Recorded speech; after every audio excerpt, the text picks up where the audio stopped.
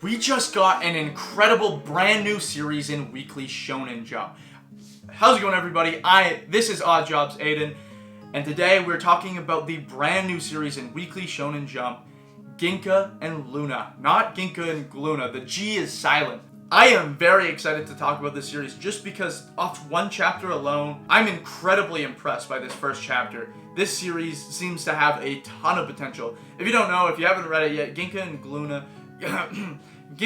Luna seems to be a action fantasy series with an incredible world that I am excited to have explored.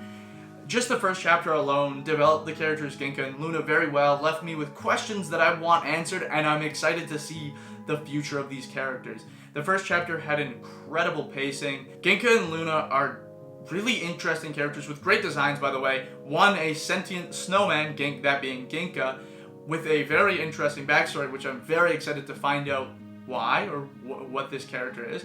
And Luna living alone in the mountains with a still kind of unknown backstory, which I think with that and this incredible magical world that we get to explore with their magical powers, I'm excited to see what's in store for Ginka and Luna and what their stories really are. I think as we get to explore the world, we get to see them grow as characters, which already off the first chapter, I'm very sold on the both of them.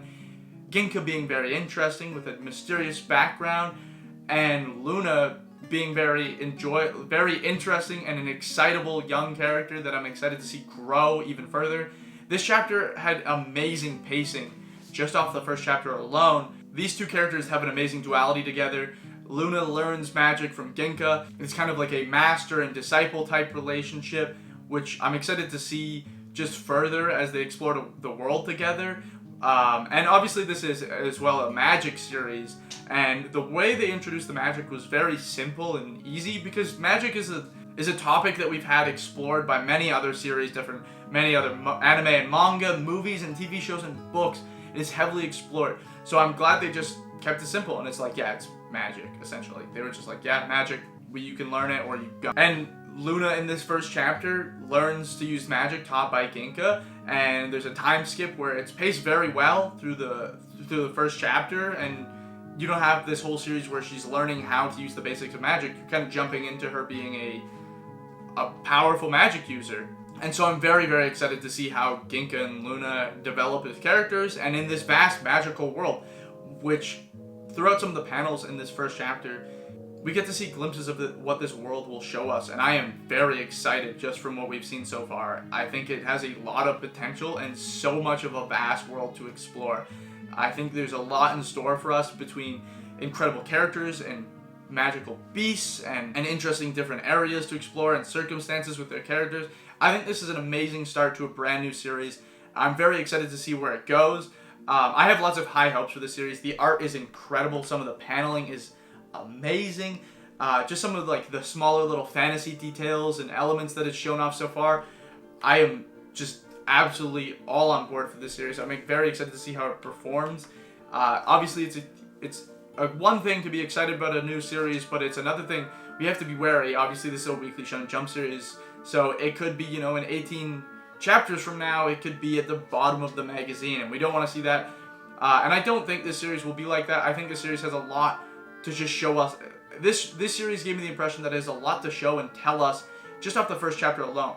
But the way it is paced I'm very impressed by how it was paced, because a fantasy series can immediately overwhelm you with a really deep magical system or a very vast world or just all these different systems. But Ginka and Luna kind of kept it simple while introducing us to the world and characters in a way that left us wanting more and very excited for what's to come.